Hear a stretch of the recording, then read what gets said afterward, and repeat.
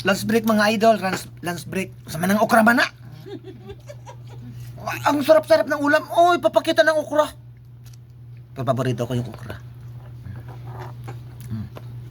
Paano na?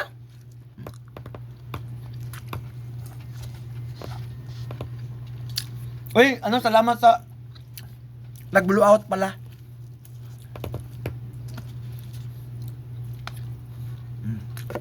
Masarap po sa magkain nagkamay.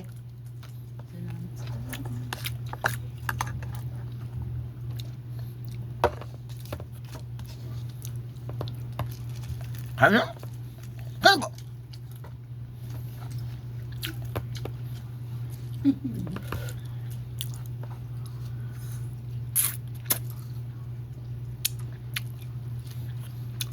Ganun yung bangos, ma'am, sa'yo, ma'am?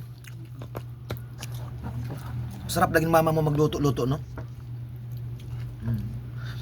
Paksiw na bangus, sabaw pa lang, ulam na.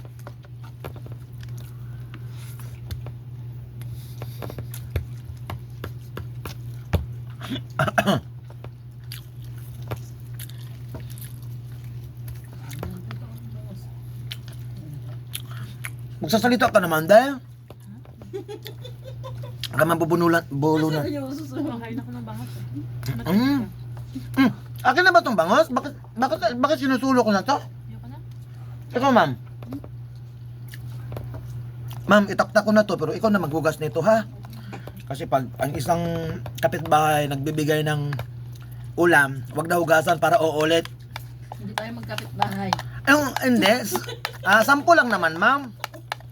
Wag hugasan, ha? Wag hugasan para uulit mamigay.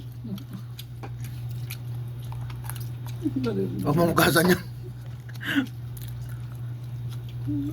Kanya-kanyang buwan naman.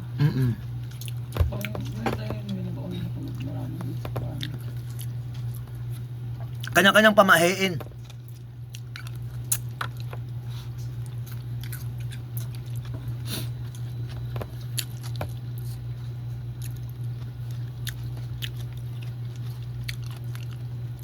Bakit may nagpapaksubo na?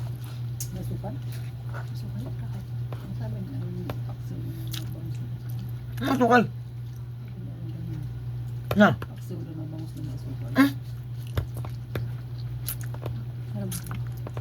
Paktan na bangot may asukal. Anong luto yun?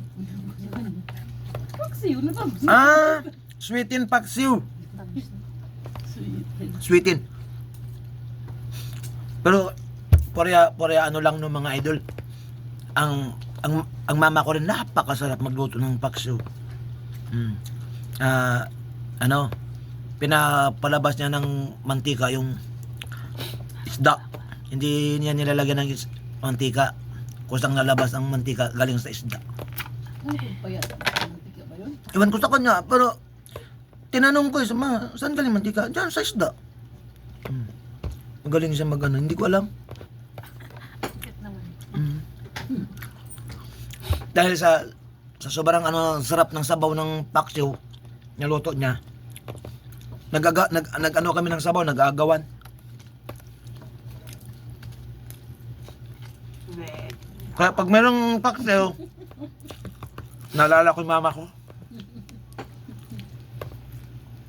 Payak tuloy ako.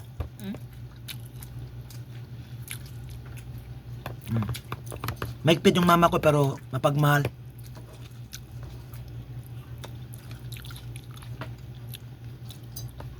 Huwag na natin pag-usapan. Payak na ako. Kaya, shout out, babay na.